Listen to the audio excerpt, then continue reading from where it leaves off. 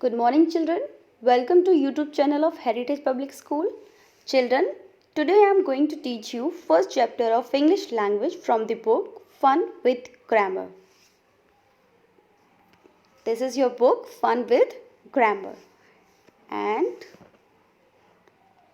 our first chapter name is the sentence. First of all, we will know about the sentence. What is the sentence? So let's read sentence. A sentence is a group of words that make complete sense. Sentence वो होता है, words का ऐसा समूह होता है जो कि एक कंप्लीट सेंस को शो करता है, जैसा कि डेफिनेशन में क्लियर है. A sentence is a group of word that make complete sense. शब्दों का ऐसा ग्रुप जो कि एक कंप्लीट सेंस को शो करता हो. अब मैं आपको ये क्लैरिफाई करूँगी एक एग्जाम्पल के थ्रू. जैसा कि आपको पहला एग्जाम्पल दिख रहा होगा, यहाँ पे read the following word of group. जैसे फर्स्ट है have homework I my finished. आप इस सेंटेंस में देख सकते हैं there is no any meaning. यहाँ पे कोई मीनिंग नहीं निकल रहा है. अब देखिए यहाँ पे ग्रुप ऑफ वर्ड्स तो है, मतलब वर्ड्स का ग्रुप तो है, बट कोई मीनिंग शो नहीं होता. इसी तरह सेकंड एग्जाम्पल में माई होमवर्क. अब माई होमवर्क वर्ड्स हैं बट कोई सेंस नहीं है. अब थर्ड एग्जाम्पल देखिए, I have finished my homework. मैंने अपना काम फिनिश कर लिया है. तो यहाँ पे ग्रुप ऑफ वर्ड्स के साथ हमारा एक सेंस है वो निकल कर आता है, एक मीनिंग निकल कर आता है. तो इन तीनों एग्जाम्पल्स में हम कह सकते हैं जो थर्ड वाला एग्जाम्पल है वो हमारा एकदम राइट है और वही हमारा सेंटेंस है. तो सेंटेंस के फीचर चलते हैं, हम बताते हैं आपको. A sentence is a group of words. जो हमारा सेंटेंस होता है वो वर्ड्स के ग्रुप से मिलकर बना होता है. It makes complete sense. ये एक कंप्लीट सेंस देता है, हमें एक कंप्लीट मीनिंग देता है. इट हैज़ अ वर्ब और एक्शन वर्ड. हमारे हर सेंटेंस में एक वर्ब होती है या एक एक्शन वर्ड होता है, यानी कि कुछ ना कुछ उसमें एक क्रिया हो रही होती है, काम हो रहा होता है.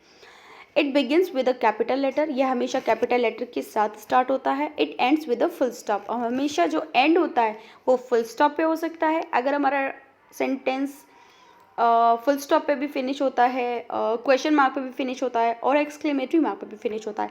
अब बाकी से आपने जो वर्ड समझे, क्वेश्चन मार्क, एक्सक्लेमेटरी मार्क, देखिए ये मैं आपको आगे चल के बताती हूँ कि ये पॉइंट्स कब आते हैं या फिर ये मार्क कब आते हैं. तो चलिए अब हम पढ़ते हैं अपना काइंड्स ऑफ सेंटेंस.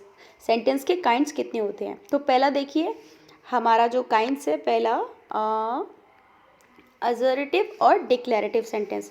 जो हमारा पहला काइंड्स है वो डिक्लेरेटिव सेंटेंस है, दूसरा काइंड्स है वो इम्पेरेटिव सेंटेंस है और तीसरा जो है वो हमारा इंटेरोगेटिव है और जो फोर्थ है हमारा वो एक्सक्लेमेटरी है.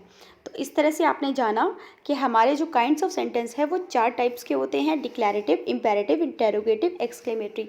तो सबसे पहले हम डिक्लेरेटिव सेंटेंस के बारे में बात करेंगे. Sentences which simplify, say or state something are called assertive और declarative sentence. कुछ ऐसे सेंटेंस मतलब जो सिंपली किसी भी डिक्लेरेशन को शो करते हैं, मतलब कोई इन्फॉर्मेशन है, कोई खबर है, इस तरह की चीज़ों को जब आपको शो किया जाता है तो वो डिक्लेरेटिव सेंटेंस होता है. ओके, जैसे Ashoka was a great ruler. जो हमारे अशोक जो सम्राट रहे हैं वो बहुत ग्रेट रूलर रहे हैं, बहुत अच्छे सम्राट रहे हैं. जैसे Sachin is a good batsman. जो सचिन तेंदुलकर है वो बहुत ही अच्छा बैट्समैन है. तो जो डिक्लेरेटिव है, इन्फॉर्मेशन देने वाले सेंटेंस होते हैं, उनको हम डिक्लेरेटिव सेंटेंस कहते हैं. डिक्लेरेटिव सेंटेंस किसी न किसी स्टेट को शो करते हैं and it ends with a full stop. हमारे डिक्लेरेटिव सेंटेंस जो होते हैं वो हमेशा फुल स्टॉप पे ही फिनिश होते हैं. ओके, तो चलिए अब हम चलते हैं अपने इम्पेरेटिव सेंटेंस पे. ये हमारा इम्पेरेटिव सेंटेंस. तो जानते हैं हम कि पहले इम्पेरेटिव सेंटेंस क्या होते हैं. Read this sentence. Don't talk in the class. Please open the door. Take the medicine regularly. देखिए इन सेंटेंस में मैंने 3 एग्जाम्पल्स को पढ़ा. Don't talk in the class एक तरह से लगा जैसे किसी ने ऑर्डर दिया है. प्लीज़ ओपन द डोर किसी ने रिक्वेस्ट किया है. टेक द मेडिसिन रेगुलरली यानी कि कोई हमें एडवाइस कर रहा है, सुझाव दे रहा है. तो इम्पेरेटिव सेंटेंस वो होते हैं जब हम किसी को कमांड देते हैं, जब हम किसी से रिक्वेस्ट करते हैं, जब हम किसी को सुझाव देते हैं. ये सारी चीज़ें जो हमारे सेंटेंस में आती है वो इम्पेरेटिव सेंटेंस होते हैं. An imperative sentence is that which expresses command, a request or an advice. Clear?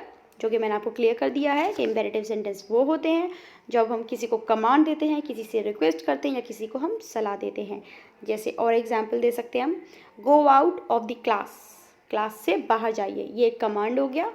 And please pass me the sugar, मतलब जब हम किसी को प्लीज़ करके बोलते हैं तो उसे हम रिक्वेस्ट कर रहे हैं.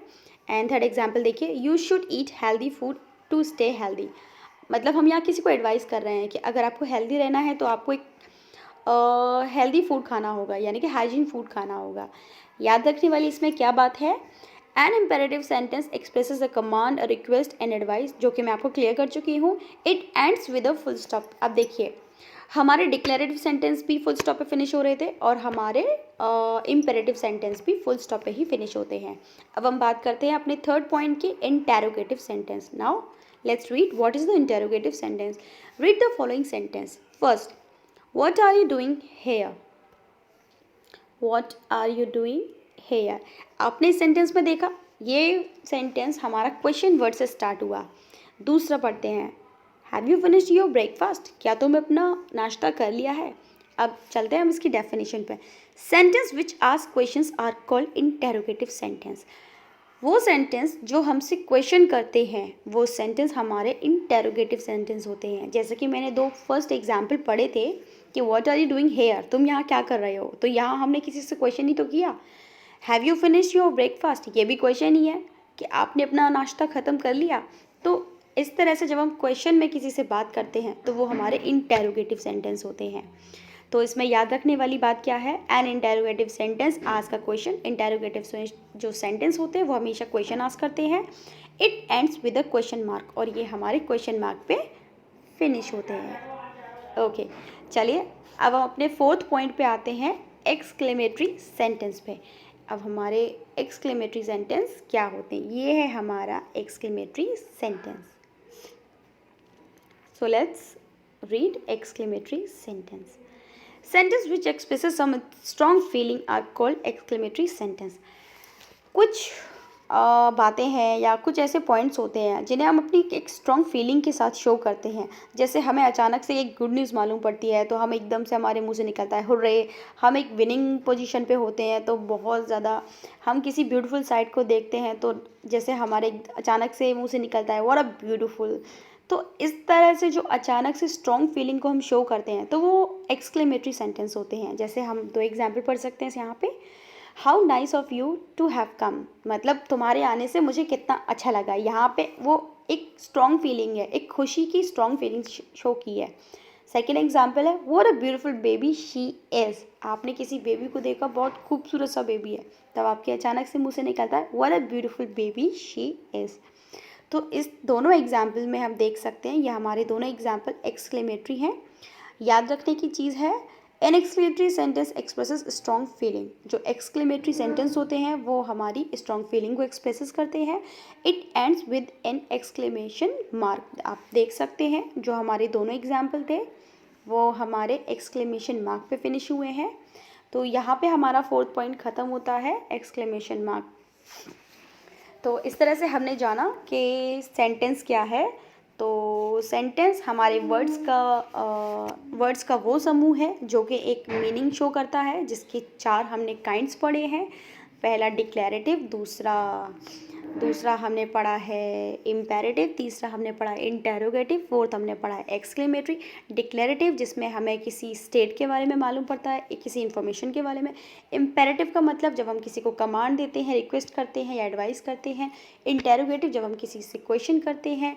और एक्सक्लेमेटरी जब हम अपनी स्ट्रॉन्ग फीलिंग को शो करते हैं. सो here we finish our first chapter, the sentence, and thank you student for giving your attention.